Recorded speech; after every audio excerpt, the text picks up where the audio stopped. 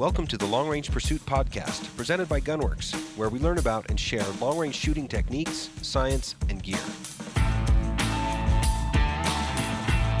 All right, welcome to another episode of a Long Range Pursuit Podcast. This is another Instructor's Corner episode. It's again myself, Ian Miner, and Brian Poor, our training director, another instructor as well.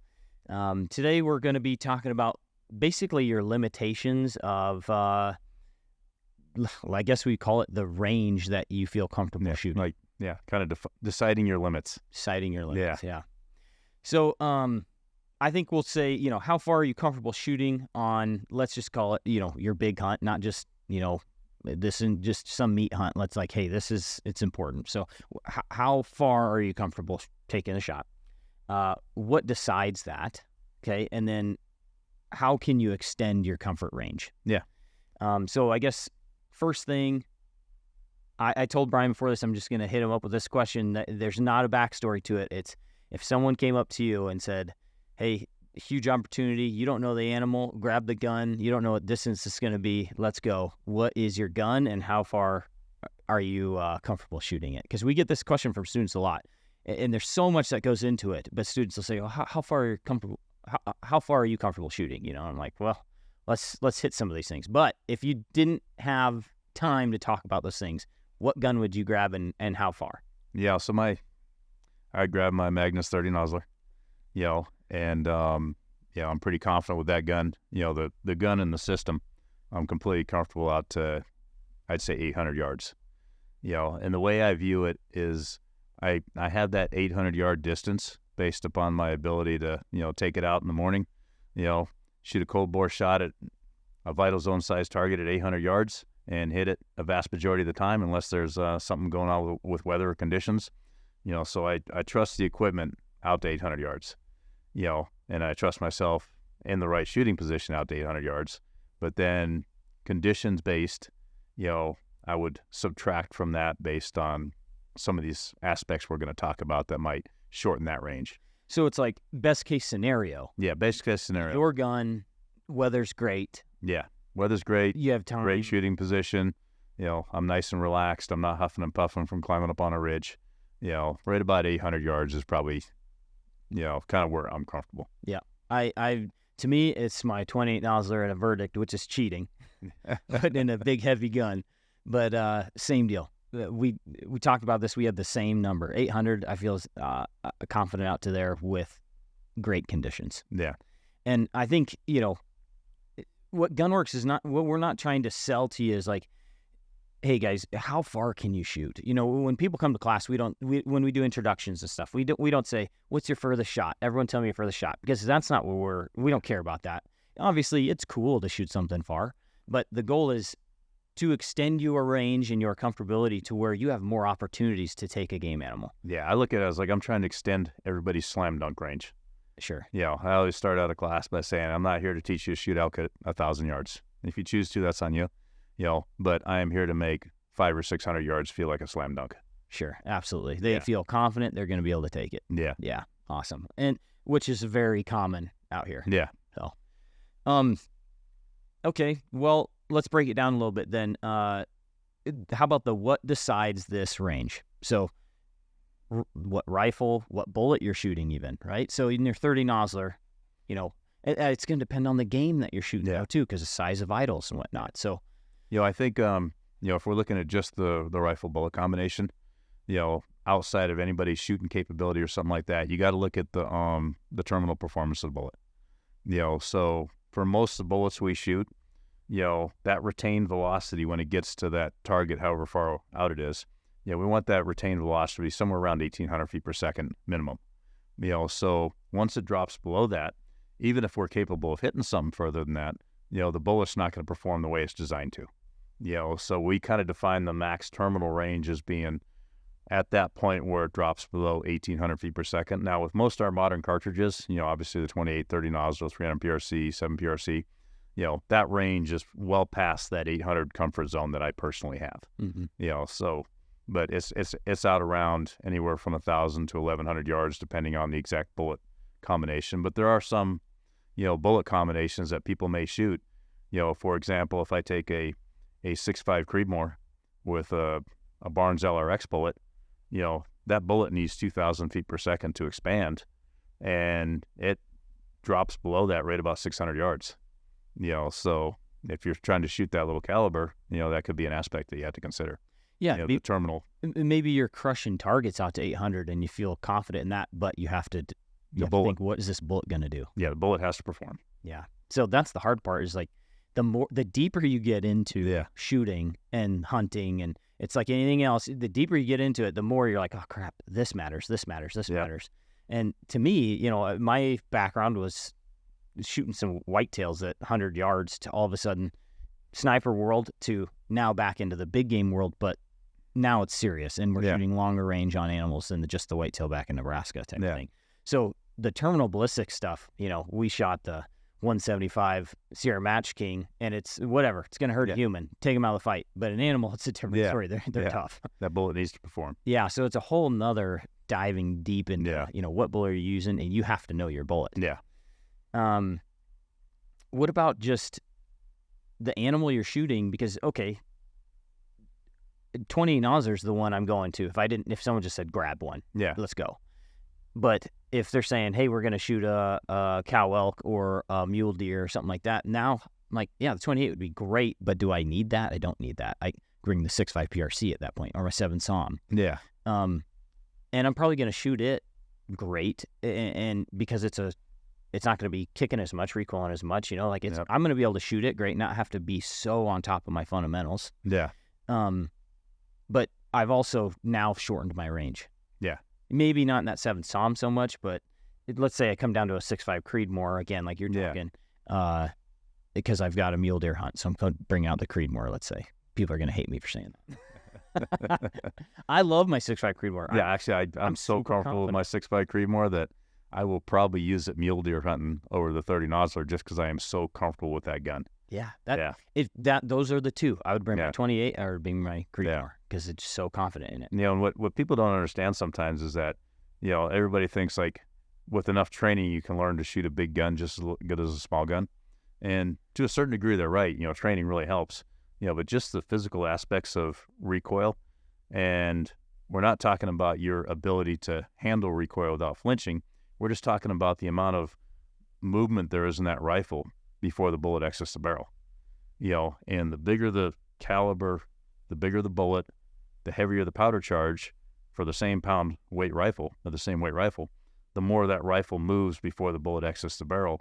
And therefore, the more opportunity there is for us to do something different that disrupts that movement that causes that shot to go off.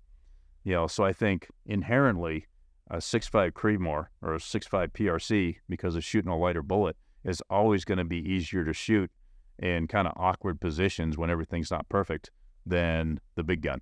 Mm-hmm. So there is a benefit to shooting a little bit smaller than you might normally think of for an animal, just because of the fact that you are going to shoot it better. Yeah. And the only way is by going to the range and shooting both. Yeah. And to me, my 2 last cow elk, I brought a 28 Nosler the first time. Yeah. And shot it at, it was like, I can't remember, 680, 670, something like that. But I'll still remember, I shot it, and then to find it again, it was already about running down the hill, and I couldn't get a second shot at it. Whereas the 6.5 PRC that I brought last year didn't recoil as much. And I knew that going in, just range time. I was like, you know what? And the first one I had killed, but I wasn't sure because it ran over the ridge and then it died. Yeah. And then this time I was just like, man, I want to be able to throw a second round down there if I can, like in time. And so instead of fiddling with my muzzle brake and stuff and getting it perfect, because I wanted to shoot with a suppressor, I just went to my 6.5 PRC. Yeah. And I just remember perfectly that when I took that shot, I was able to get right back on target and send a second one. Yeah. It was just better recoil management, which again is that could be some fundamentals and stuff too, but just a smaller caliber. Yeah. Well, I mean, there's such an advantage to being able to see the impact of your first shot. So if your recoil is light enough that you can actually see that bullet impact, like you are armed with so much more knowledge on what you have to do for the second shot. Yeah. As opposed to having enough recoil that you lose sight of that animal. And especially when you're talking herd animals, now you got to figure out which animal it was. So you're looking for the slow one, or you're looking for the one that's obviously wounded. And this is how sometimes people shoot two sheep, and that's a really expensive mistake to make. Yeah. But they have enough recoil that they lose sight of the animal after the first shot, and then they see stuff running, and they end up getting on the wrong animal for the second shot, and then they go over there, and either they, maybe the first one's laying dead right where they shot him, and they just didn't see him, saw a second one running and thought that was it, but, that happens. So, I mean, there is something to keeping that recoil light enough that you can see your own impact, I think. Yeah, for sure. In my 30 nozzler, it's challenging. Yeah, a little snappy. It's a little snappy. Yeah, which comes into a lot of other fundamental stuff, how you get on the rifle, how you're loading the bipods, what magnification you're running, like that. But that's for its own kind of podcast. But how about what are some other limits, or what creates what makes it even more subtracted, that range even more subtracted? I put conditions down. Yeah, so I think we're talking conditions. We're talking winds, obviously, probably the biggest one in there. And it's not necessarily how much wind there is. It's, can I see the wind, and can I predict the wind? Because it can be pretty windy, but if I'm shooting across pretty flat ground and I can see that mirage, so I'm very comfortable with my wind call, I might not back off that 800 yards too much. But if there's no mirage out there, and I can't really tell what the wind, like I know what the wind's doing where I'm at, but I can't really see wind partway down range to confirm it's doing the same thing there, I'm going to be pretty cautious. And like those unknown wind conditions, that's probably going to bring me back to like that 500 yard range as being comfortable. And and another thing that we really see at Sheep Mountain a lot is, it's one thing to shoot in the wind over flat ground, where the wind is just like, it's a constant. But as soon as you're shooting over broken ground, especially like a headwind or a tailwind, you're getting a lot of turbulence out there. And so, with wind on flat ground, we chase our windage a lot. We chase the wind left and right. But once you get wind that's breaking over like rough ground, where it's kind of tumbling and it's coming over ridges, and you got ridges in front of you, you got updrafts, you got downdrafts, we find that we chase elevation a lot too. And the elevation component, that vertical wind component, over rough ground, you get a 20-mile-an-hour wind, it's very tough to get good hits, out there at like 700 yards. Yeah, I've noticed that with some Sheep Mountain classes where you might just be flirting with the left side of the plate, right side of the plate, but all of a sudden, you're under the plate or over the plate on top of left and right side. Yeah, absolutely. Yeah, so it's, I really think once that wind becomes a kind of an unknown factor, that kind of puts you down in the, like, it takes a lot of wind to hurt you at 500 yards. But past 500 yards, then that unknown wind factor really starts limiting your abilities. I'd say even wind direction. So, because, you kind of hit it there, but it's a left to right at 20 mile an hour. I am way more confident in that. Fishtailing from, let's call it 11 to 9 or 11 to 8 or 10 to 8, let's say. Fishtailing like that at 20 mile an hour versus even a 5 mile an hour from 11 to 1. Because one, you may just be holding a little further on the vitals, whereas the other, you may be holding the opposite end of the you literally can hold the wrong direction, and that headwind tailwind scenario, because it's never truly a headwind or a tailwind, it's always got an angle to it. If you can't see mirage, you're just guessing on what it really is, because it kind of feels like a headwind or it feels like a tailwind. But it's always coming from 7 o'clock or 5 o'clock, and it in a 20-second time frame, it'll switch back and forth between those two. Right. You may be feeling it on the left side of your nose, and you make your call and you rack the bolt and you've dialed, and by the time you're pressing the trigger, it's now switched to the other side of your nose. Which is the difference of, could be a couple minutes. Yeah. Totally other end of the animal that you're holding. Yeah. So it's like, if you can see mirage in your scope, you'll probably pick up on that, and I'd be comfortable with that. But if I can't see mirage, that headwind tailwind scenario, I get really nervous in those situations.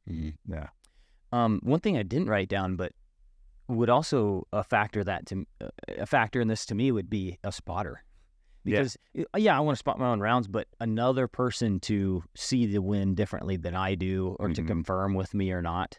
I feel more comfortable longer targets when I have somebody with me who's got experience as well, and we kind of make this team decision. And I can see mirage fairly well through a scope set at 15 power, but not nearly as well as somebody looking through a spot and scope set at 30 power. Yeah. So I think someone looking through a spot and scope that knows how to call wind, that's looking at Mirage through some high-powered optics, that gives me a lot more confidence in that wind call. Yeah. That brings me to, I didn't write it down either, it's just equipment. Like, again, you said with your rifle, what about besides the rifle? I think equipment really is a big factor. Are you running Ballistic App? Or are you running a dope card? Drop chart. Sorry, Aaron. Yeah.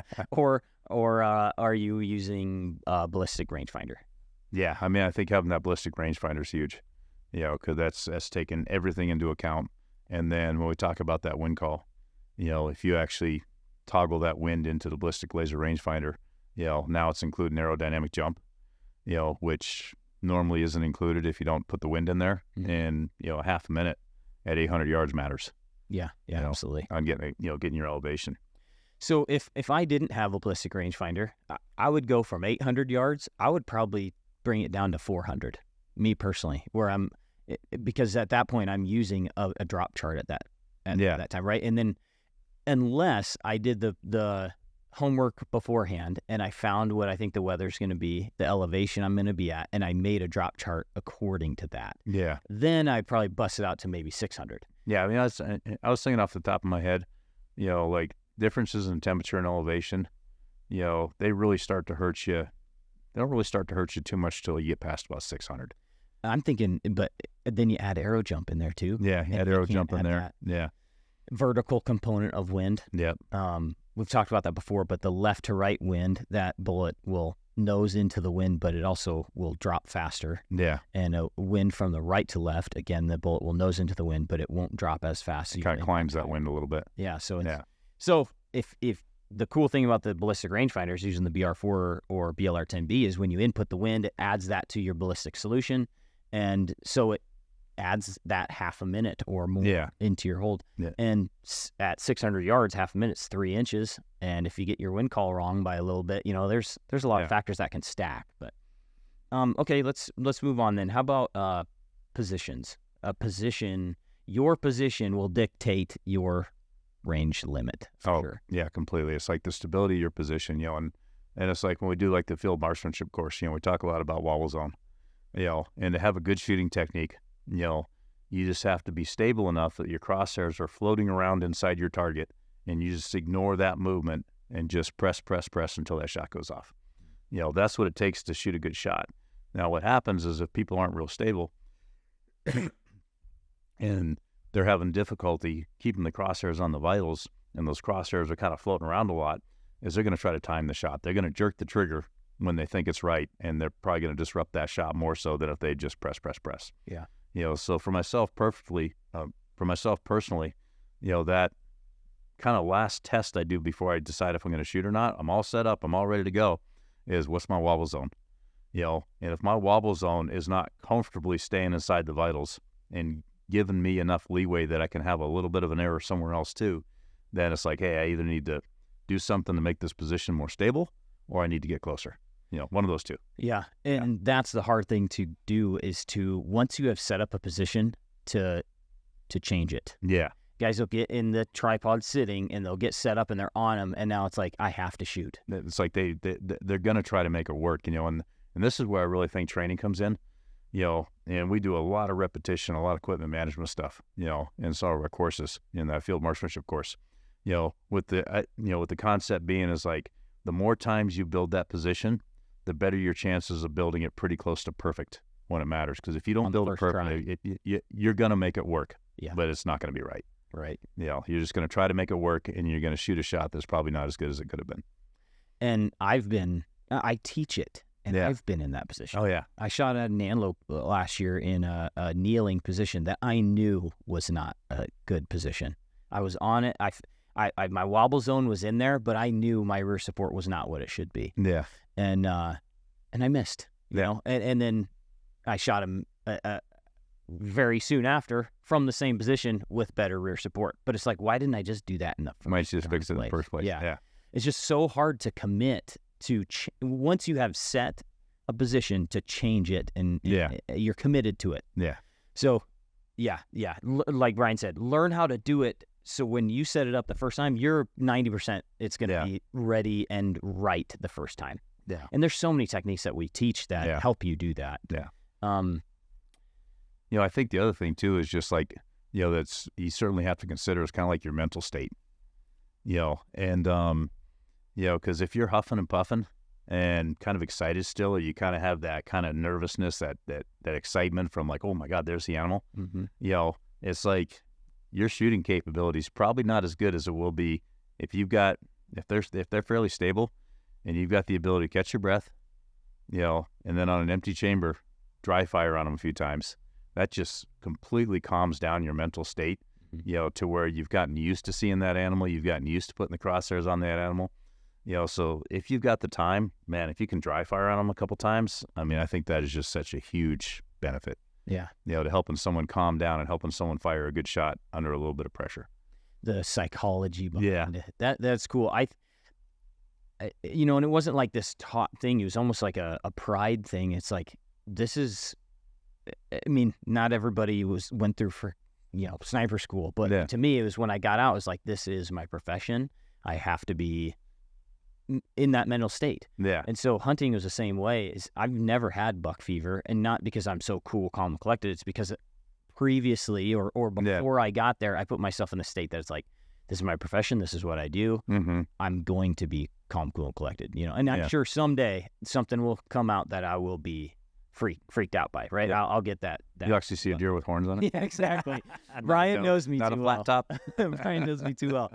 But I think, I've mentioned this before, but, you get used to, your mind subconsciously gets used to seeing that animal, crosshairs on that animal. So if you can dry fire, like Brian's talking about, on the animal itself, heck yeah, you are starting to subconsciously put yourself in that state of calmness. I've seen it before. But you can do that in your cabin or in your hotel room by putting your laptop off and a picture of the animal that you're hoping to shoot and dry firing on that. It's the same thing that they do in the military, where your targets are people targets. Silhouettes. So you have seen it before. Yeah. Yep.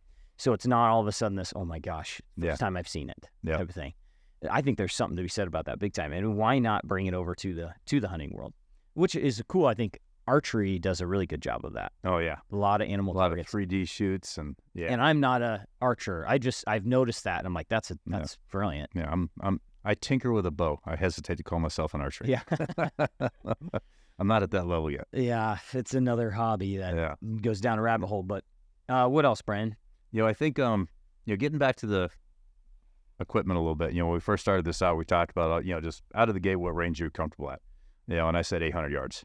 And the way I came up with that 800 yards is, I like to, fortunate enough to have access to a long range, and not everybody has this, but if you get the ability to do it, go out to the range and just fire 2 shots at a piece of steel out there at 600-800 yards, and I've taken my rifle out to the range in the morning enough times, and I'll get in position. I'm not trying to test myself. I'm just testing the rifle. So as stable as possible, and hopefully fairly calm, because I'm not trying to test my ability to call wind. I'm just testing the rifle.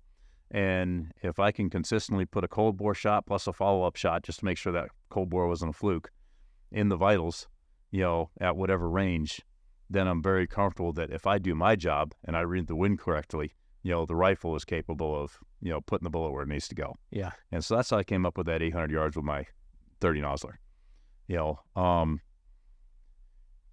And getting back to the animals, like we talked about it briefly, but getting back to the animal you're shooting, I also think it's the terrain you're hunting. Like, a couple of years ago when I was, going up to Alaska to go grizzly hunting, my mentality going in there was like, I was kind of thinking 600 yards, like 600 yards. And a lot of the hunting up there, is you're hunting river bottoms, and they're either eating salmon or they're eating vegetation that grows on the riverbanks. But in either case, your bear is 10 feet from cover. As soon as you hit him, or hit or miss, but as soon as you hit him, you are not going to get a second shot. He's going to be in the timber. So the fact that I know I'm not going to get a second shot on him, kind of made me ratchet back that range a bit, because it's like, that first shot has to be good. So I kind of had 600 yards in my head as being perfect conditions, 600 yards. That's the furthest I would take a shot. Mm-hmm. a little bit of it factors into the fact that it's a little more dangerous to follow up a wounded grizzly than it is to follow up a wounded elk. But I think, in a timbered environment where you shoot at something that's in a clearing for a moment versus open country like we have here, where after you hit it, I've got the ability to watch it for a mile and see where it beds down. Like my chances of recovering it from a not so perfect hit are so much better in that open country than my ability to track it a mile in the timber when it may or may not be bleeding well enough for me to track it. Yeah. So I think that factors in too. So there's so many factors. I know. Yeah. There is no, I know people listen almost probably want a hard answer. Yeah. Okay, from a tripod, how far should I shoot? From the prone, how far should I shoot? And there's not only person, but equipment, conditions, what animal is shooting, all these things. How, you've already answered it, but it's like, how do you find your hard line of perfect everything and that perfect conditions? And that only way to do that is go out to the range a bunch of times. Yeah, and just shoot. Because like I shoot tripod enough, that kneeling or standing tripod with our tripod sling, in my mind, that's a 400 to 500 yard position. Yeah. I'm pretty comfortable shooting that to 400 to 500 yards. You put me sitting tripod, comfortable. That's so close to being prone that in a good seated tripod position, I view that kind of the same as a prone, as far as what I'm capable of. Mm-hmm. And then you got to throw your wind calls and the other variables in there. But it's just the kind of that perfect conditions scenario. If I had to give a number for standing and kneeling tripod, 400 to 500 yards. Mm-hmm. And then seated tripod, we're out at that 800 yards still. Yeah. Yeah. And again, this differs, right? Because me sitting, I'd say 600-700 is probably mine, So again, it's just going to differ on people, right? Yeah. And what system you're shooting, how many times you've done it. And then one, again, that's not written down is time. How much time do you have to take this shot? Yeah, view that kind of as part of the mental state. Yeah. If you got time to get yourself in the right mental state and you don't have to rush everything, then you're certainly much more capable than if you're just hustling because you can tell he's going to be in the timber in a minute. Mm-hmm. Yeah. Yeah. Yeah. Do they see you? Do they not? That stuff as well. But, okay. One thing I put, so, the next section is how do I extend my comfort range? We've talked about a lot of this already. Number one, is shooting a lot, okay, and learning that rifle. Yeah. My big thing I wrote down is big targets. Like, you learn nothing if you go to a range and there's small targets and you're just missing off edges all day. Yeah. So I'm a big target fan, and you can spray paint a small target in there if you want. That's how you're going to learn, and that's how you're not going to waste ammo, and it's how you're going to build confidence. Yeah. Because if you're just missing off size, half the time you don't know where you missed off of. Yep. Make a big target and paint a small target inside. Or, what we do at LRU is we paint lung-sized targets. We've got big targets, but we've got a lung or a vital size, literally stencil of vitals. Antelope at 400 and 600 range, and then past that we've got elk-size vitals. Yeah. And again, it's cool because you see that would have killed it or not. Yeah. And if it's a no, then it's like, okay, my wind call was just off by half a minute. I need to get better at my wind calls or whatever, right? But you need to see your data, not just send stuff and take guesses on what you think you should do. Yeah, no, I completely agree. It's like I go to so many ranges where they're like, man, we built a really challenging range. They got a bunch of like 1 MOA targets out there all the way out to 1,000 yards. I hate that. Yeah, it's like people don't even know where they're missing. Yeah. And if you don't know where the round went, if you don't know where you missed, then you didn't learn anything from it. Yeah. Other than you missed. Yeah. But if you put a big old plate of steel out there and I'm trying to hit that minute of angle center, but I see that I hit a minute to the left or a minute to the right, I know I got a windage issue. If I shoot a little over the top, all right, maybe I didn't load my bipod, maybe my parallax was off, maybe my rear bag was soft.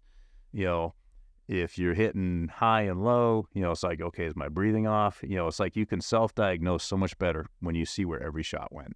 Yeah, so it doesn't have to be paper at 100. You can do that. That's a great place to do it. But why not do the same type of thing downrange with steel? Yeah.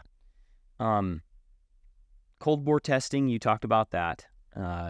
Recording it on paper, but like what you do, and I've seen you do it a ton, is that long range cold bore. Yeah, and really like You know, and I learned this since I got to Gunworks, you know, despite being in the sniper world pretty much my whole adult life, you know, is my cold bores have gotten better from doing one thing. And that's after you shoot the gun, before you put that thing up, you put some electrical tape over the suppressor, over the muzzle brake, you know, over the barrel, and then you put a fired cartridge, a fired casing in that chamber, and you basically seal that chamber, that barrel, as much as you can from any environmental changes, so that carbon buildup there and there doesn't absorb moisture, it doesn't change. And that's like a little trick that I learned from you know, Jeremy here. Yeah. And I can honestly say my cold bores, my long range cold bores have gotten better from doing that. It's just trapping that, the driest it'll be, right? Yeah, Right, yeah. It's basically trapping that hot, dry condition that you establish your zero on. It's trapping that dryness in there, you know, because you put some moisture in there, it changes the amount of friction on the bullet. It changes the amount of pressure it takes to push that bullet down the barrel. You know, you change the pressure, you change the velocity, you change the way that barrel vibrates. You know, now you're starting to change things. You know, and I think the other thing on long range cold bores too is like that you have to watch out for is mechanical shift in the rifle.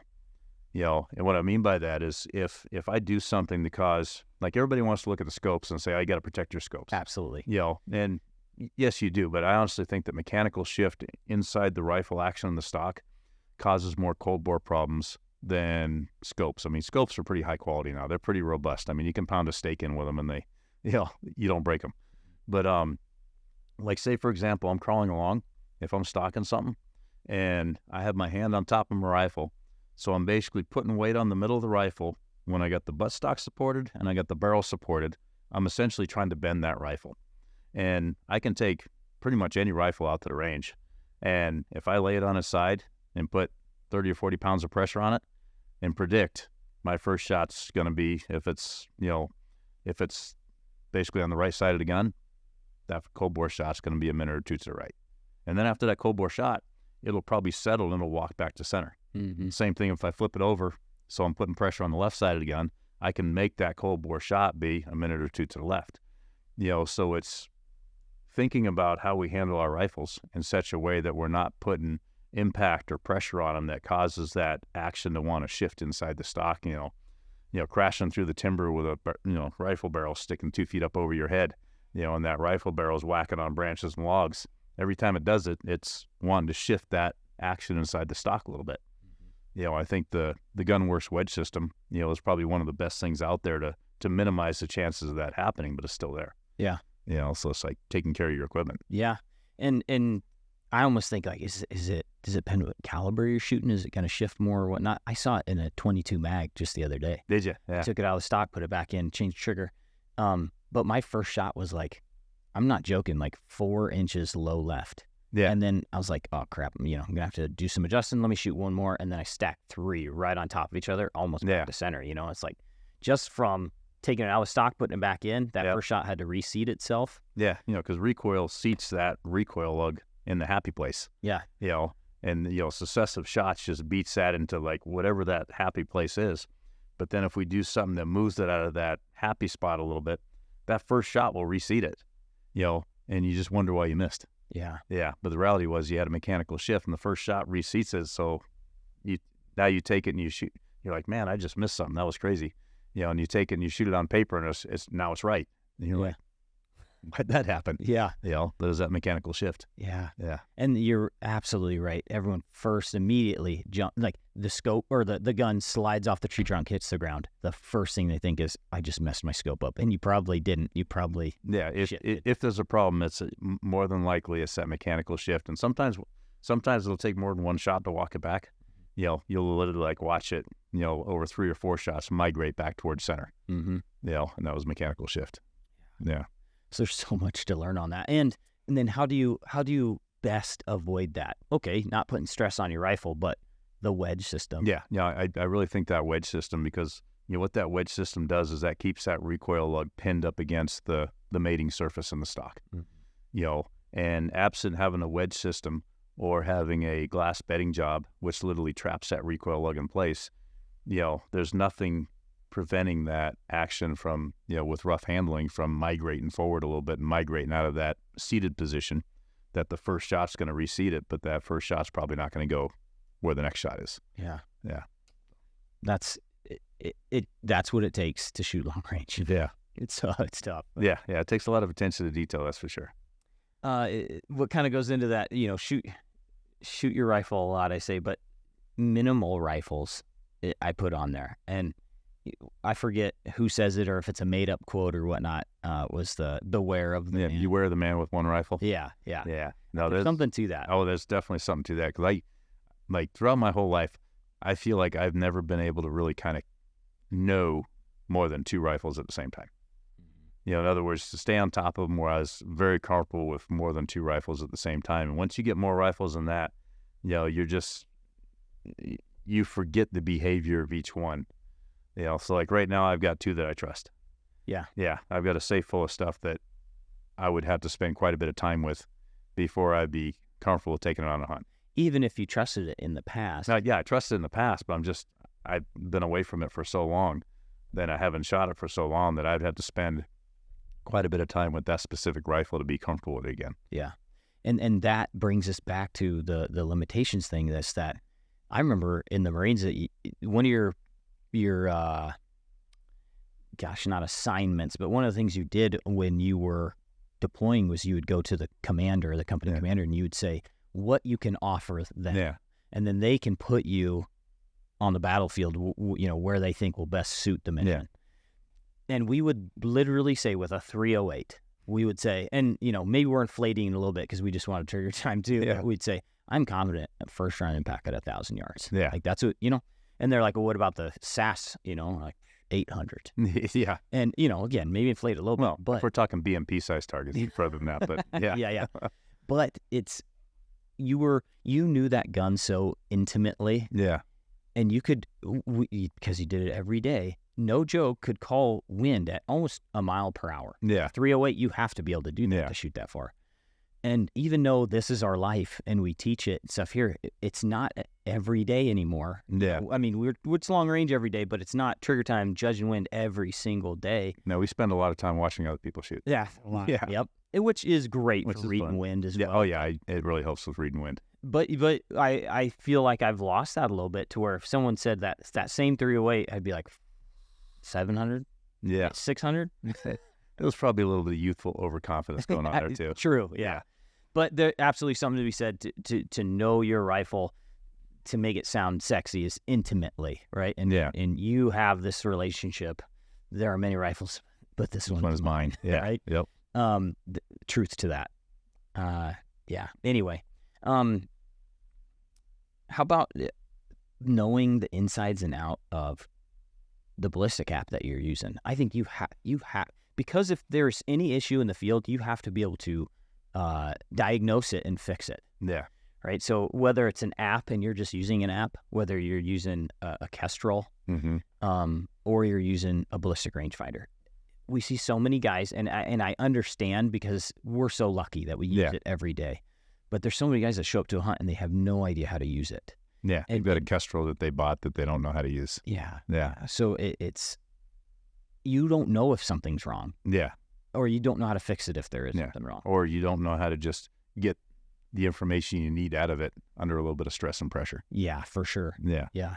Oof. Yeah, so that's tough. So guys will ask that, they'll be like, well, after class, they're super motivated. Yeah. And they say, what do you think's realistic for, should I get out there like once a week or a couple times a month? What do you think? And I'm just like, no. I mean, yes, perfect world, yes. I know that not everybody gets to do that.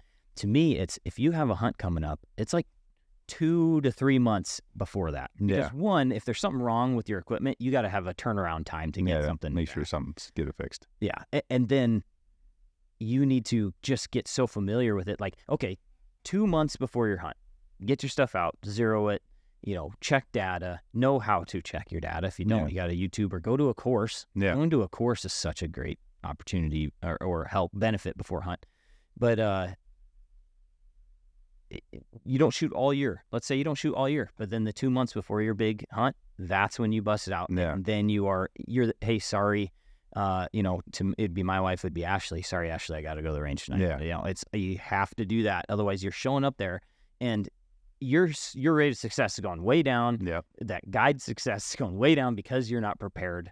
So anyway, I just think as long as you do it a couple months ahead of time, but do it a lot in a couple months. It's like I've always found, because like throughout the course of my, law enforcement career, we'd shoot sniper rifles 1 day a month, pretty much. So basically once a month we'd have a dedicated sniper training day, sometimes twice. But I would always find that once a month, and this is, once a month of, getting some decent amount of trigger time, some training, some decision making, and it's, you're probably shooting 40 to 60 rounds that day. It was kind of enough to maintain the level of skill, but you weren't getting any better. Okay. But then I go to a school for a week, and right about the third day of school, if I've been shooting, for 3 days in a row, that's when I get to the point where I was like, okay, now I'm shooting to my potential. Sure. So I've always said, it's like I have to shoot every day for 3 days in a row before I'm really shooting to my potential. So I think there is something with that kind of, as long as you make sure you don't have any issues well ahead of time, to just, right when you get close to that hunt, just pound in a couple days of training. And just get some trigger time. And that, and like that trigger time doesn't necessarily have to be, when we're just working on our shooting skills. We need to know the rifle we're going to be using hunting. But I always tell people everybody needs 2 rifles. They need their hunting rifle, and then they need a 6.5 Creedmoor that's very similar for freaking, shooting steel and coyotes and whitetail does and stuff. But it's a gun that you can get a lot of trigger time on and just work on your techniques, because I don't have to shoot the 30 Nosler every time I go shooting to get benefit from the training. And sometimes, if guys are shooting guns that have a bit of recoil, the more they shoot them, the worse they flinch. So you got to kind of structure that a little bit too, to make sure that they're not just learning to flinch more, by just going out in there and shoot this rifle that's kind of kicking their butt, day in, day out. So you can kind of mix it up a little, I think. Sure. Because but I would say that last little bit, spend it with the rifle you're going to be using hunting. So I would say maybe 2 months out, shoot the big gun, make sure the data's tracking, and then hit a bunch of range sessions in between where you're just working on your tripod technique, you're working on your marksmanship techniques, with whatever gun, as long as it's similar, functions the same. And then, once you get closer, a couple training sessions with the big gun again, just to really get comfortable with that gun and make sure there's, how it shoots off a tripod isn't different than how your training gun shoots off a tripod. Sure. For example. Yeah. And I think you learn a lot about your equipment by doing that, not just in your shooting, but you learn this piece of gear needs to go here. I need to have the saddle on this side of my rifle or whatever, too. One thing we were talking about earlier, too, was because we've shot it so much, again, we have that luxury. But if you create a dope card, drop chart, and put it in your bino harness as just the last case, right? Last thing, last resort. At least you've written it down, and then if you lay something and the numbers aren't right because you've got the wrong gun, you got the wrong profile in there or something like that, right? Or you switched bullets by accident, or put a muzzle velocity from a different rifle in, or something stupid like that. You could lay something and be like, no, that isn't right. And you caught it on a range day rather than out on a hunt type of thing. So at least you've seen some numbers before. So you just, about what it should be. So if it's not that, it's kind of like a red flag. Yeah. So anyway, okay. Shooting in wind versus just perfect calm days. I think you have to start a baseline in a calm day. You get a good 0 in a calm day. Get your data. Get your data in a calm day. And then you have to go out. Jeremy always jokes. He says the benefit of going and shooting in a windy days, you'll have the range all to yourself. It's true. But that's where you're going to be learning, what arrow jump does to your round.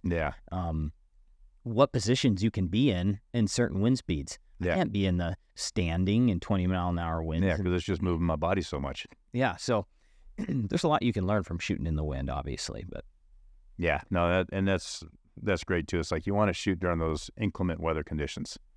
Take advantage of a windy day. Take advantage of a rainy day. Just to learn what happens to your scope when you get raindrops on it. How does that affect your ability to see through it? If you're going to be hunting in extreme cold weather, where it's like well below freezing, you have to learn how not to breathe on your lenses to get where they'll fog up at the worst possible moment. Yeah. Because you accidentally breathe on them and all of a sudden they fog up and you can't see. Yeah. And if you haven't spent time with optics in really cold weather, that's a mistake you're going to make on your hunt. Mm-hmm. So any opportunity you get to do that, you should do it. Yeah. That's hilarious because he's my cousin, great friend of mine, runs real hot. And when we've gone hunting a couple times together, and that is the problem. We get set up. We've done this a couple times. We get set up. Hat comes off first thing, and it's just steam, right? Fogged lenses. It's always so. You got to have a plan. Yeah. Yep. Okay, and then the last thing I put here is just to hunt. And we kind of talked about this in the last episode where we talk about our different events and things to go to on stuff in the off season. Guys give me crap, and I give myself crap. I don't have buck fever because I've never shot something big enough to get buck fever. Right? But I shoot. It would be 3 does a year, a cow elk every year. An antelope if I get the chance. I'm trying to stack it. A bunch of coyotes. I'm trying to stack as many buys as I can to where I'm getting the practice. Yeah. Obviously, I want the meat in the freezer, et cetera, et cetera. But guys won't hunt for 3 years because they're just and no, not bashing on them, but like Jeremy, I always give him crap because he's always like joking around. He complains, I haven't got a dang tag for 4 years, and I'm like, that's because you don't hunt any females. Well, that's because he won't put in for a general tag. And a general tag, yeah. It's like, don't feel too sorry for him. He could go down. He could go buy a general tag. He's just holding out for that hard to drop tag. Yeah. But you're completely right. Like, whether it's shooting, whether it's just hunting skills in general, a lot of people will hold out for that once in a lifetime or that really high end tag, and then when they get there, because they haven't been shooting animals, because they haven't been developing their hunting skills, they're not nearly as well prepared to take advantage of that tag as they would been had they been going out and shooting does, had they been hunting cow elk, had they just been hunting in the general season, and becoming a better hunter and a better field shooter. And then they get that once in a lifetime tag and they're not ready for it. Yeah. Get the experience on. Yeah. No, we had a baseball coach that said there's no better practice than playing the game. Oh, completely. It's so true. Yeah, completely true. Okay. Well, this is, you can call it unrealistic, but again, the luxury of our job.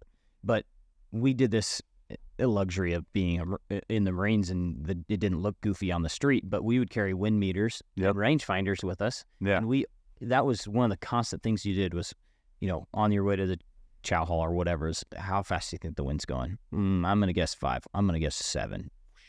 Yeah. Okay, you were right. You were wrong. 10 push-ups. Yeah. I'm not going to make you do that, but and you get better at, because you get the answer. Yeah. So you make yourself guess, and then you get the answer. And if you're going on a hike or you're going out you're getting on the 4-wheeler to go down and check fence or something like that, and throw your bino harness on and lay some things and get wind speeds and whatever. Use your equipment a little bit. Yeah. Don't just bust it out in the last day. Yeah. Because that was big in the military because of your mission set, but it was some of your straps need electrical tape on them because what are they doing? They're falling, they're getting in the way. They're flapping in the wind. They're making stuff catch. So when you're trying to get something out in a hurry, it's stuck, So you got to put your equipment on, use it. Heck, you're walking with your wife down the block, throw on your rucksack, and guess what? You'll be the alpha male in town. Yeah. but you're getting your hips ready for these hunts and stuff too. Yeah. So get your equipment out, use it. Even if you're not going to the range, you can still use some of your other equipment and get some time behind it. And then I put shooting schools and shooting competitions. There's, just like Brian said, there's nothing better than doing that because it's the repetition is all of a sudden you hit a spot where you're like, okay, now I'm actually confident. Yeah. Especially on the competition side, it's like, it's you're mimicking that stress you're going to feel in the field. So competition, makes you feel that pressure.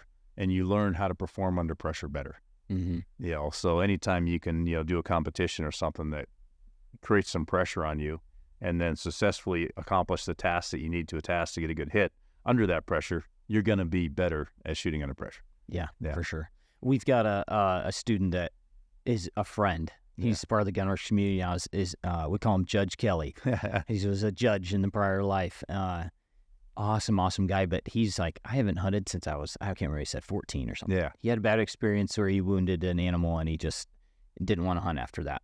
And then he came to one of our courses, and he's like, this, had a lot of fun. Came to another course, wasn't planning on hunting. Yeah. Decided last day, it was one of those experience hunts where he went to shoot an aoudad. Yeah. And last day, he said, you know what, I think I'm going to sign up for the aoudad hunt. So he shoots an aoudad. And then since then, he's gone to like 4 or 5 PRS competitions, a couple NRL competitions. And what a momentum role he has for going to a class where it's not you diagnosing the problems, it's somebody professional diagnosing your problems. So you can do it right, and then you're just getting practice. And what's sweet about NRL is it's not a hunt where you get this one opportunity. NRL is, it's how creative can you be with creating a position to accomplish the mission, which is hit these targets, right? Yeah. And everyone sets up different. Yep. And you have 20 chances to do it. Yeah. That's like, it would take you a lifetime to get that many practices actually hunting. Yeah. Yeah. So I need to, practice what I preach, because I've only done a few. I need to do more. Yeah. But what Brian and I have discussed, and Jeremy as well, is like, hey, we need to shoot, when the students challenge us, let's do it. Yeah. And we have since, because it's like, you know what, we need that practice, and then it's pressure on us a little bit that's too. The pressure of all the students watching. It's like, oh, I better get this right. Yeah. So it's good time, but you need that practice. Yeah. And then we already talked about this with dry firing on the animal, piece of paper or laptop, whatever, in the cabin. I think that's a huge. Yeah, you don't have to go to the range to practice. Yeah, because so much of this stuff is equipment management. You can go through your process in the backyard of, building your shooting position, lasing the target, putting the correct data on the scope, and then dry firing on whatever it was you chose as the target. You're building a process. Yeah, you're building that process. Yeah. And the more times you do that process, the better you're able to do it kind of automatically without having to think about it, without missing something under a little bit of pressure. Heck yeah. Yeah. Well, I think we were talking about, how to end this, how do you find your limitation? Sure, you do everything in the perfect conditions. Boom, here's my perfect conditions limit. Yeah. And then, try the tripod shooting, different positions, standing, kneeling, sitting, angled shots, shooting in weather, all these things, right, to subtract it down, but hopefully build it back up once you become confident. But then the last thing to talk about would be, how confident in ethics. We want to bring ethics into the... Yeah, because I really think that what drives us, what literally drives this is, at what range am I 90-some% sure that this is going to be a successful shot? And if I'm not at that 90+% sure, obviously you're never going to be 100%. There's always something that can go sideways. Yeah. Because that's just life. Some may argue, why not 100%? Yeah. What's an example? It's just like you take your best basketball free thrower in the world, whoever that might be. Does he shoot 100% from the free throw line? No. Exactly. So you're never going to be 100%.